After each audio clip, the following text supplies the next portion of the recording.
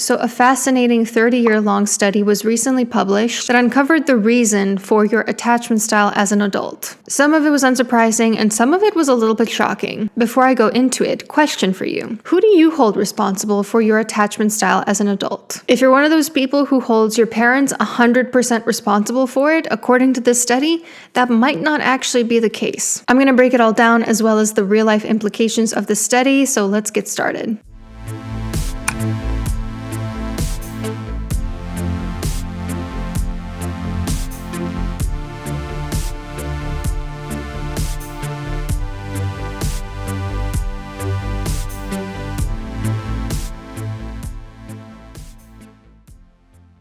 So the study in question talks about how attachment theory assumes that early relationships lay the foundation for our attachment style as adults. This study wanted to put that assumption to the test. So they looked at 705 participants longitudinally over a period of 3 decades, from infancy to 30 years old. And they assessed their relationships with parents, friends, peers, romantic partners using a wide range of methods, including videotaping parents interacting with their kids, self-reports from both the parents and the kids. They analyzed their conflicts, closeness, warmth, hostility. They asked kids about their friendship quality. They asked teachers and parents about that as well. And then they assessed their attachment style as adults. The findings showed that early parenting does play a foundational and enduring role in your attachment style as an adult. Specifically, the early mother-child bond was very important.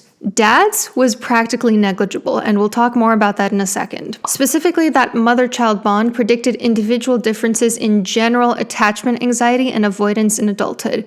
So when we talk about attachment style, they're on 2 axes across avoidance and anxiety. Secure attachment is low anxiety, low avoidance, and the insecure types of attachment are in the other 3 spots on those axes. The mother-child relationship also predicted relationship-specific orientation in close relationships. Mothers, fathers, romantic partners, best friends. So a lot of people don't know this, but you have like a general attachment style where if given an attachment style quiz, tells you what your overall attachment style is. But you also have attachment styles specific to certain types of relationships. So you could be insecurely attached with the world at large, but securely attached to your partner. Or you could be secure as a whole, but insecurely attached to your mother, so on and so forth. So the mother-child relationship quality affected people's general attachment style, but also their more specific attachment style. This finding was to be expected. Attachment psychology been knowing about the importance of mothers. But the surprising finding, quality of childhood friendships were also important for predicting general attachment in adulthood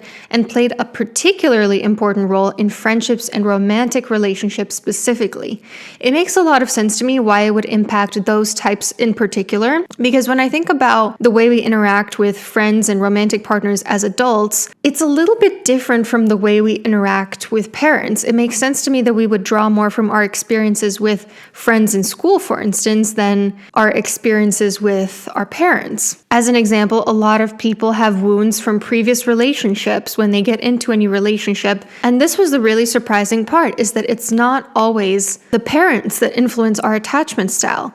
Early experiences are super crucial, and that includes early friendships. Now, I'm going to explain exactly what this means for you, including some personal anecdotes from my own life. But first, a word from today's sponsor, ZocDoc. Have you ever bent down to pet your cat, sprained your back, and had it get worse and worse over the course of 2 months? If you have, you are probably my husband watching this, because that happened to him. Believe it or not, the moral of the story is not to stop petting your cats, but to go see a doctor before things get from bad to worse. When I was living in the US, my absolute go-to was ZocDoc for finding a healthcare provider, and that's why I'm always so happy to work with them, because nothing beats how convenient they make the process. ZocDoc is a free app and website designed to help you find high-quality and network healthcare providers with over 100,000 providers in a wide range of specialties, so you can just easily pick the one you want, click a button, book the appointment, you're good to go, often within 24 to 72 hours. You can tailor it by type of healthcare provider, you can see their reviews, you can make sure that they take your insurance.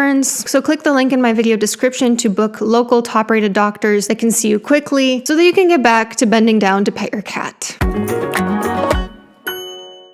Now back to the implications of that study. What do the findings mean for you specifically? One implication is what we have already known within attachment psychology, which is that mothers are really important. If you had a warm, responsive mom, you honestly won the lottery. Her parenting choices likely set you up for success in all your future relationships.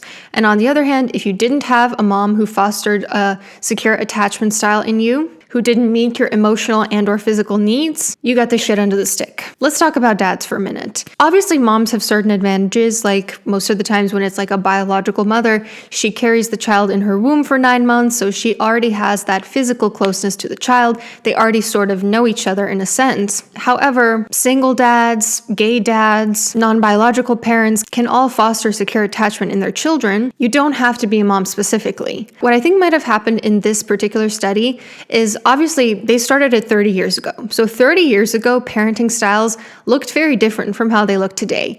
Dads today are a whole new breed. A lot of them are super involved. They pull their weight in the parenting. And so I would suspect if they were to start the study today, in 30 years, they would probably find that dads do play a really important role in attachment style. It might not have been as important in this cohort of participants because the average dad 30 years ago was just not super involved. That's my theory. Second implication, the friends you choose to surround yourself with as a child also have a huge impact on you. We are super malleable as children because of what's going on in our brain at the time. We're like sponges. We're easily moldable into the person that we're going to become. So bad experiences that we have with friends as kids can deeply shape our core beliefs about ourselves, about other people, about the world at large. Like I remember when I was a kid, I moved to this new school when I was 10 years old. And I had a few friends, but I was kind of just taking whatever friends I could get because I was new there. Everybody already had lots of years of experience with each other, coming into school at a time when kids typically start to really bully each other. And so the friends that I picked weren't always the best of friends, to be honest. My mom, for example, to this day remembers an instance when I was being, I don't know what it was, like bullied or excluded or something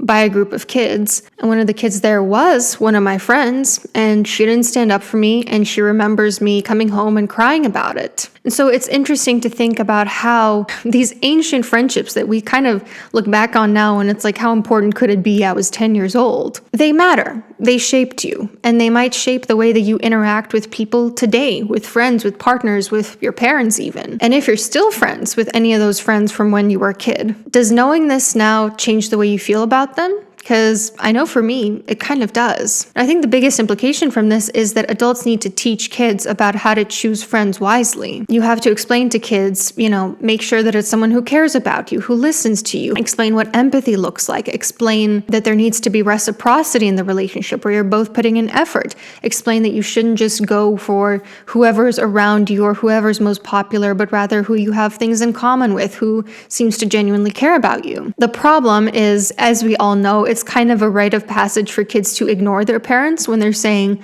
I don't like this friend for you. And sometimes kids learn things the hard way, and maybe that's the way it should be. That's kind of the best way that we learn, is by making mistakes.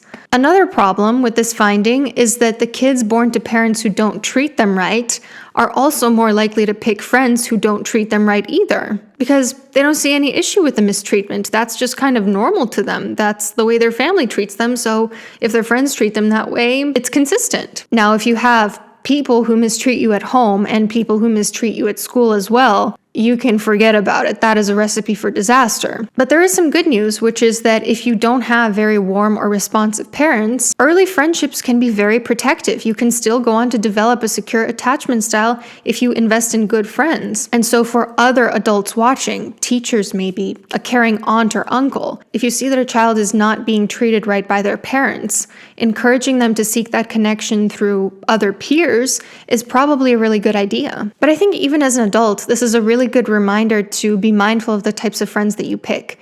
I think sometimes we can assume that I'll just hang out with this person who maybe doesn't treat me super well. I'll just kind of keep them at arm's length, and that's going to just happen in a vacuum. But friends can really impact us. They can impact us in positive ways, or they can impact us in negative ways. I don't think that that's specific to children. It might impact children more, but I think this is again a really good reminder to choose friends wisely even as adults. Another implication of the study is it is evidence for the notion that general attachment style is not necessarily the same thing as specific attachment style. That you can sort of have different levels of trust towards different types of people in your life. And lastly, we tend to think that the person we are today is pretty much 100% created by what happened in the home growing up. But this study reveals that actually our experiences at school and our experiences in other contexts matter a lot more than we might have assumed. I think this is a reminder that while, yes, parents have a huge impact on children, it's not the only context that shapes us into who we're going to become. I think it's a reminder for parents to pick quality schools to the extent that they can, and to be involved in who their kids are spending time with,